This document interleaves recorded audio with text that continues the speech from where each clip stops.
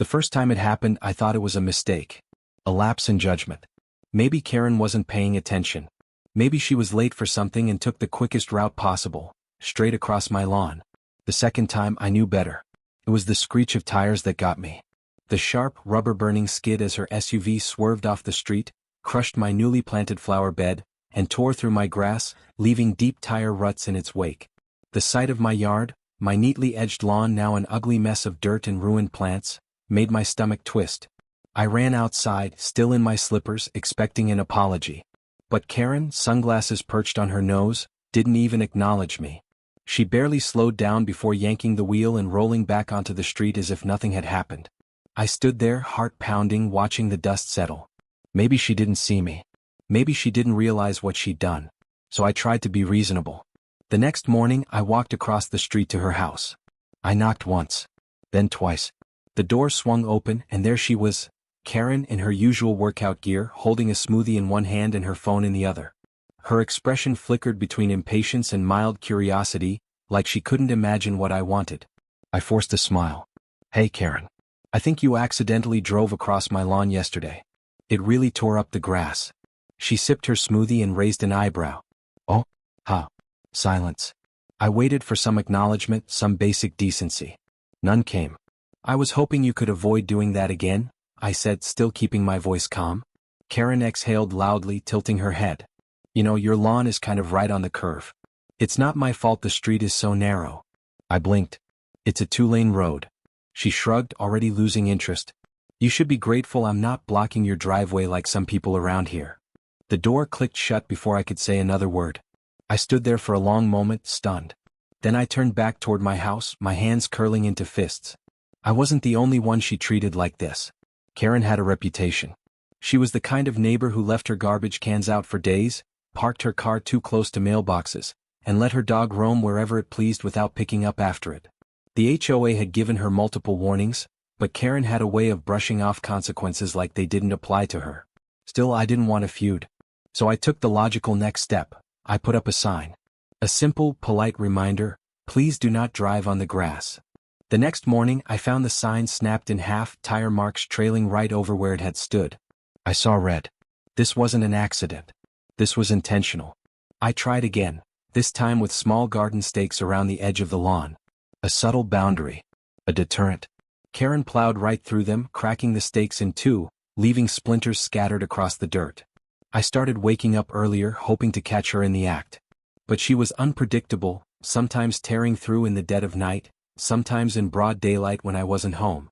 Each time the damage got worse. Then came the final straw. One morning I stepped outside to find deep, fresh ruts in the grass. But this time it wasn't just the lawn, she had taken out my mailbox. It lay on its side, post snapped clean in half, letters scattered across the dirt. My newly planted flower bed was completely destroyed, petals crushed beneath thick tire tracks. A slow, burning rage settled in my chest. Karen wasn't just ignoring me. She was taunting me. From across the street, I caught a glimpse of her through her window. She was sipping her coffee, scrolling through her phone, completely indifferent. I clenched my jaw. This wasn't going to stop. Not unless I made it stop. I had tried being polite. I had tried being patient. Now it was time for a different approach. I spent the next few days weighing my options. The homeowners association was useless. "We'll send a notice," they said, their voices dripping with the same tired indifference they had whenever Karen's name came up. A notice wouldn't stop her. A letter wouldn't fix my lawn. The police weren't much better. "It's private property," the officer told me over the phone. "Without clear evidence, there's not much we can do. You could try installing cameras." I already had cameras. But Karen was either lucky or careful. The footage I had only caught glimpses, blurred motion in the corner of the frame, her SUV disappearing just before the damage was visible. She knew the angles. So I adjusted the cameras, angling them directly at the lawn. I even installed a new one disguised in the bushes just to be sure. Then I waited. And waited. Days passed. Then a full week. Karen didn't cut through my yard once. It was almost disappointing. I had been ready. I had rehearsed exactly what I'd do when I caught her in the act. But she was nowhere to be seen. Maybe she had finally gotten bored.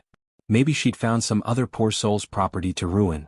Then one afternoon I saw her outside, chatting with another neighbor. She looked over at me and I could swear I saw the faintest smirk. That's when I realized the truth. She was waiting me out. She wanted me to think she had stopped, to lull me into a sense of security. And the moment my guard dropped, the moment I let my vigilance slip, she'd do it again, probably worse than before. That was the moment I knew. This wasn't just going to stop on its own. I needed a real solution. I started researching deterrents. Fences were expensive, and I refused to ruin the openness of my yard because of one person's entitlement. Boulders? Too dramatic. Spike garden stakes? Tempting but too risky. Then I stumbled upon a video about spike strips, used in parking lots, military bases, high-security areas. A simple but effective way to stop trespassers in their tracks. I dug deeper. Could I use something like that legally? The answer was complicated. Permanent spike strips were a liability. But retractable ones? Ones that only activated when I needed them to? That was a gray area. A very useful gray area. Over the next few days, I worked late into the night, designing a mechanism that would stay hidden beneath the grass, triggered remotely when necessary. It was a simple system, spring-loaded spikes that retracted into a narrow trench when not in use. I tested them carefully, ensuring they wouldn't be a danger to pedestrians or animals. Only a heavy vehicle pressing down at the right spot would activate them. When I was satisfied, I covered the trench with a thin layer of soil and carefully rearranged the grass over it. To the naked eye, it looked untouched. Perfectly ordinary. Now all that was left to do was wait. The next morning, I drank my coffee on the porch, staring out at my lawn, knowing that beneath the surface, my little invention was ready. Karen wouldn't be able to resist forever. The morning air was crisp, still, the kind of quiet that usually came before something big. I sat on my porch, coffee warm in my hands, waiting. And then I heard it. The familiar low growl of an engine. The smooth hum of tires rolling too fast down the street. Karen's SUV. She hadn't changed her routine. She hadn't learned her lesson. I tensed as she approached the curve, her car angling ever so slightly toward my property. A deliberate, smug shortcut. I didn't move. My finger hovered over the small remote in my pocket, my heart pounding in sync with the growing roar of her engine. She hit the grass. I pressed the button. A sharp hiss, barely audible beneath the tires, then, pop pop pop pop. Her SUV jolted violently as all four tires blew out in an instant. The front end dipped, the back fishtailed, and for a split second I thought she might lose control entirely. She slammed the brakes. A long, screeching wail of rubber against pavement filled the air before her car lurched to a dead stop, half on the street, half on my destroyed lawn. Silence. I exhaled slowly, my hands steady as I set my coffee cup down beside me. Then came the shouting. What the hell? What the actual hell? Karen's door flew open so hard it nearly bounced back at her. She stormed out, face twisted in fury, her phone already clutched in her hand like a weapon. I stood up, calm, measured. Something wrong, Karen? Her sunglasses were gone now, revealing wide, enraged eyes. My tires. What did you do? I walked toward the edge of my porch, keeping my expression neutral. I didn't do anything. She pointed wildly at the ground. Oh, don't give me that. You set a trap. You sabotaged my car. I looked at my lawn, pretending to take in the scene. Karen, you drove onto my property. Again. Maybe the ground wasn't as smooth as you thought. She was shaking with rage, pacing in frantic little circles. This is illegal. You can't just put spikes in your yard like some kind of psycho.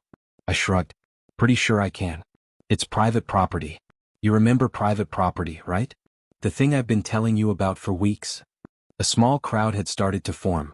Neighbors stepping out onto their porches, some pretending to check their mail, others not even bothering to hide their curiosity.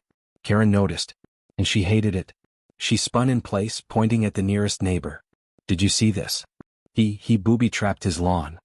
Mr. Callahan, an older man who had lived on this street for decades, adjusted his glasses and took a slow sip of his morning coffee. I saw you drive onto his lawn. Karen's face turned an unnatural shade of red. She turned back to me, eyes narrowing. I'm calling the cops. I nodded. Go ahead. She blinked. That wasn't the reaction she was expecting. She had wanted panic, guilt, something to make her feel in control. Instead, I was relaxed, patient, waiting. Karen jabbed at her phone, muttering under her breath. A few minutes later, she crossed her arms and smirked. We'll see how smug you are when the police get here. I smiled, looking forward to it. And I meant it. The squad car pulled up faster than I expected, red and blue lights flashing even though there was no emergency. Just Karen, pacing in furious little circles beside her disabled SUV, waiting for an audience. The officer stepped out, a tall, broad-shouldered man with the no-nonsense demeanor of someone who had seen far worse than a suburban dispute. He adjusted his belt, took one look at Karen's face, then at her car, then at me. "All right," he said, voice steady. "What's going on here?" Karen practically launched herself at him. "He sabotaged my car. He put spikes in his yard, spikes, and now my tires are completely destroyed. He did this on purpose, officer, you have to arrest him." The officer held up a hand. "Ma'am, slow down." She huffed, chest rising and falling, then threw a finger in my direction. "He's been harassing me for weeks. Setting traps like some kind of lunatic. Just look at what he did to my car." The officer turned to me. His expression was unreadable. "Is that true?" I folded my arms, meeting his gaze evenly. "No, officer. What's true is that Karen has been driving across my lawn for weeks. I asked her to stop, she didn't. I put up signs, she ran them over.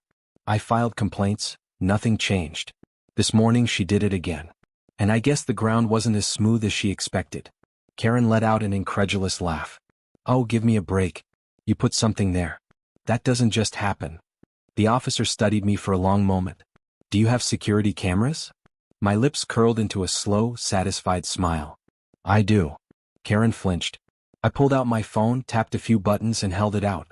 "You'll find everything you need right here." The officer leaned in, watching the footage play out. The moment Karen swerved off the road, the second her SUV hit the hidden spikes, the violent jolt of her tires bursting one by one. But more importantly, he saw why it happened. The deliberate way she cut across my lawn. The way she had done it so many times before. When the video ended, he exhaled through his nose and turned back to Karen. "Ma'am, do you have any idea how bad this looks?" Karen's mouth opened and closed. "What? He still did it on purpose. That's entrapment or something. Isn't it illegal?" The officer shook his head. "No, ma'am. It's his property. And judging by this footage, you've been trespassing." Repeatedly. Karen's face contorted into something ugly. I didn't mean to, Didn't mean to? I echoed, raising an eyebrow. "So all those other times were accidents too?" She shot me a venomous glare, but the officer was already speaking again. "Ma'am, I'm going to need your license and registration." Karen's eyes widened. "Wait, what? Reckless driving, destruction of property, and repeated trespassing. I'm going to have to issue a citation." The color drained from her face. You're siding with him?" "I'm siding with the law, ma'am." Her mouth flapped uselessly. This wasn't how it was supposed to go. She was supposed to be the victim. She was supposed to be the one getting justice. But the more she looked around, the worse it got. Neighbors stood on their porches, some whispering, some openly grinning. A few even had their phones out, recording. Karen had spent years acting untouchable, treating people like they were beneath her. But right now, in front of an entire street of onlookers, she wasn't untouchable. She was humiliated. Her husband arrived moments later, stepping out of his car with a long-suffering sigh. "Karen, what did you do now?" She whirled on him. I didn't do anything. He's setting me up." Her husband rubbed his temples, barely sparing me a glance. "Karen, just stop. Excuse me? He gestured toward the SUV, the flattened tires, the police officer still writing up her citation. "I warned you. I told you to stop messing with the neighbors. And now," he turned to me, "how much is the damage?" I shrugged. "Mailbox, flower bed, months of lawn repairs, probably around $1,000. Her husband let out a slow breath. "I'll write you a check." Karen reeled back. "You can't be serious." He gave her a look. A tired look. The look of a man who had spent too many years cleaning up after his wife's messes. "Karen, we're done fighting the entire neighborhood. Pay the man." Her jaw clenched. Her hands balled into fists. But she knew she had lost. As her husband pulled out his checkbook, the officer handed her the ticket. "You'll need to appear in court for the trespassing charge." She snatched the paper from his hand, her entire body shaking. Then, without another word, she stomped back to her SUV, slammed the door shut, and sat there, fuming. Her husband handed me the check, gave me a tight nod, and walked back to his car. And just like that, it was over. The police left. The neighbors drifted back inside, some still chuckling. I stood there for a moment, taking in the sight, my lawn torn up but victorious. Karen, sitting in her car, stewing in her own anger. Then I went back to my porch, picked up my coffee and took a long, slow sip. The taste of victory was even better.